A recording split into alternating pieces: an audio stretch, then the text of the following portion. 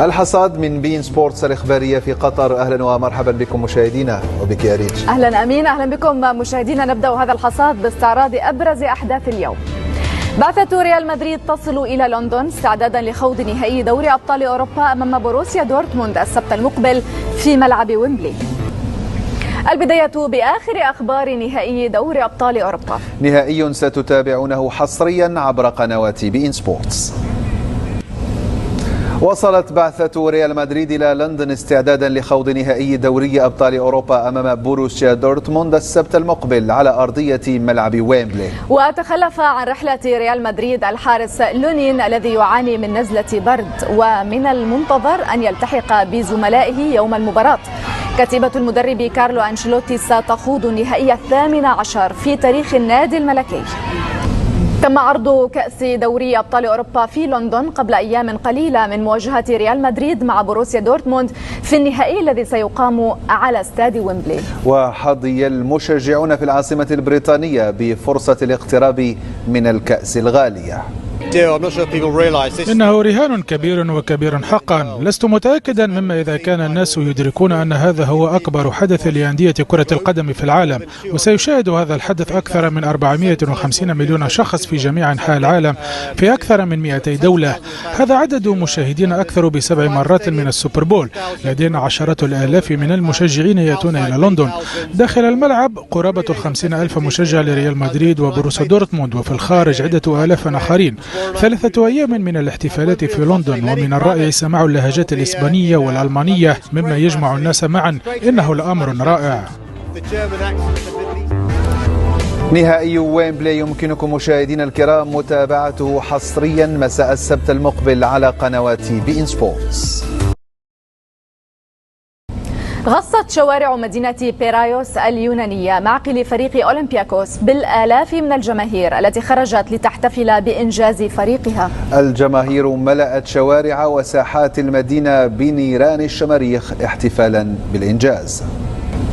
فرض المغربي أيوب الكعبي نفسه نجما لفريقه في المباراة والبطولة ككل، مانحا أولمبياكوس واليونان أول لقب في المسابقات القارية. كما نال الكعبي لقب الهداف، مسجلا بذلك أرقاما قياسية شخصية مميزة. تفاصيل أوفى في سياق التقرير التالي.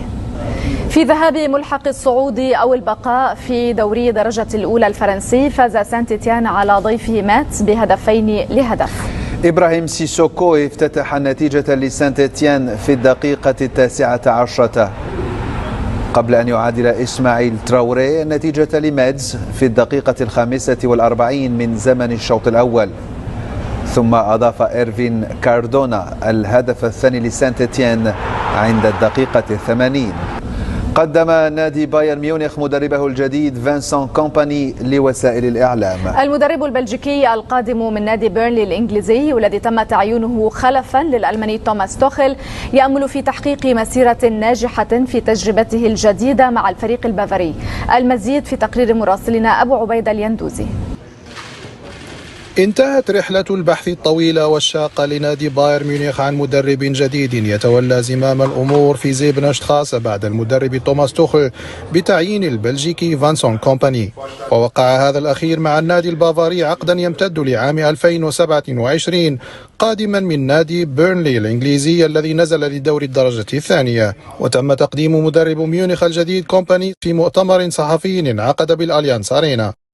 بداية أنا سعيد جدا لأننا تمكنا من إتمام هذه الصفقة وجلب كومباني لميونخ، فهو في نظرنا أحد أهم المدربين في أوروبا حاليا. نعرفه جميعا ونعرف مسيرته الرائعة كلاعب وأيضا كمدرب، ولديه خبرة 4 سنوات، وهو بذلك مدرب شاب لكنه بطموحات عالية. لهذا فنحن سعداء بهذه التجربة الجديدة معه ونأمل في تحقيق النجاحات. وأعطى فانسون كومباني البالغ من العمر 38 عاما أعطى لمحة عامة عما يعتزم القيام به في ميونخ. أعتقد أنك كمدرب عليك أن تدرب الفريق بالأسلوب الذي لعبت به أنت شخصيا. لقد ولدت في بروكسل ولعبت في شوارعها، لعبت في أكاديمية أندرلخت من عمر 6 سنوات إلى 20 عاما، كما فزت بكل شيء هناك. أريد أن يتحلى لاعبو بايرن ميونخ بالشجاعة في اللعب وأن تكون لديهم شخصية قوية في التعامل مع الكرة. أنا أحب اللعب بأسلوب اندفاعي، لذا أريد الفريق أن يلعب بأسلوب اندفاعي هجومي.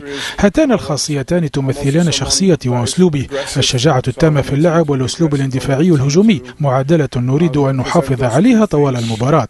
وتنتظر مدرب البايرن الجديد كومباني تحديات كبرى في المرحلة المقبلة، لعل أبرزها هي السعي لكسب ثقة اللاعبين، وهو ما شكل أكبر تحد لسلفيه توماس توخل واليوليان ناغلسمان، وأكبر شرط لتبني فلسفته وأسلوبه من أجل الحصول على النجاحات الرياضية، وهذه الأخيرة بدورها هي السبيل الوحيد لإقناع وكسب ثقة إدارة ميونخ وجمهوره المتعطش للعودة بسرعة لسكة الانتصارات والألقاب التي غابت جميعها عن خزائن النادي البافاري في الموسم الأخير. أبو عبيد اليندوزي، بين سبورتس، دوسلدورف. واصل المنتخب الفرنسي تحضيراته لبطولة أوروبا 2024، وخاض منتخب الديوك بقيادة النجم كيليان مبابي حصة تدريبية في كلير فونتين، حيث يستعد لخوض مواجهتين وديتين تحضيريتين ضد لوكسمبورغ وكندا. هذا ويلعب المنتخب الفرنسي في المجموعات الرابعة من اليورو مع منتخبات النمسا، هولندا وبولندا.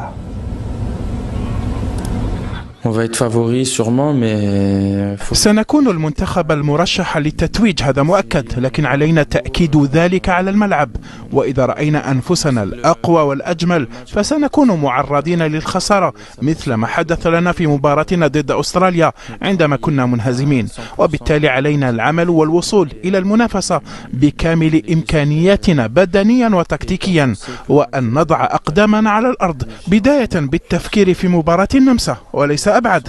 لدي ثقة كبيرة في اللاعبين المتواجدين في القائمة، ونعرف جيدا المهارات التي يملكونها. أما داخل الفريق هناك لاعبون يتحملون مسؤوليتهم ويأخذون الكلمة عندما يتطلب الأمر ذلك. قد لا ترون ذلك، وأنا لست متخوفا من هذه الناحية.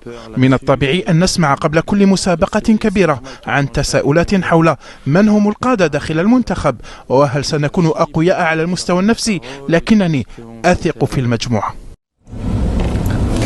مشاهدنا الكريم، لا تفوت أكبر حدث كروي لهذا العام. موعد بطولة أوروبا 2024 يقترب أكثر فأكثر.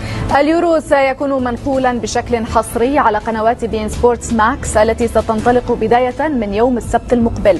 ماكس 1 و2 باللغة العربية على الرقمين 701 و702 في جهازكم، بينما ستكون بين سبورتس ماكس 3 باللغة الإنجليزية على الرقم 703. أما بين سبورتس ماكس 4 فستخصص للغة الفرنسية على الرقم 704. استمتع بأقوى اللحظات من قلب الحدث. اشترك الآن وانضم إلينا وقم بزيارة موقع bein.com/euro2024. أكمل المنتخب الإيطالي عقد المتأهلين إلى نصف نهائي بطولة أوروبا تحت 17 عاما بفوزه على منتخب إنجلترا بركلات الترجيح بعد انتهاء الوقت الأصلي بالتعادل بهدف لمثله.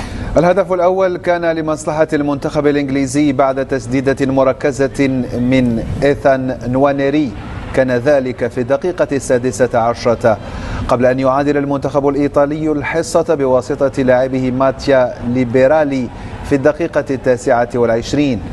وتم اللجوء إلى ركلات الترجيح التي منحت بطاقة العبور للمنتخب الإيطالي الذي سيواجه نظيره الدنماركي في نصف النهائي. أعلن النجم الأوروغواياني المخضرم إدينسون كافاني اعتزال اللعب دوليا قبل أسابيع من انطلاق بطولة كوبا أمريكا بالولايات المتحدة، رغم تواجده في التشكيلة الأولية للمدرب مارسيلو بيلسا.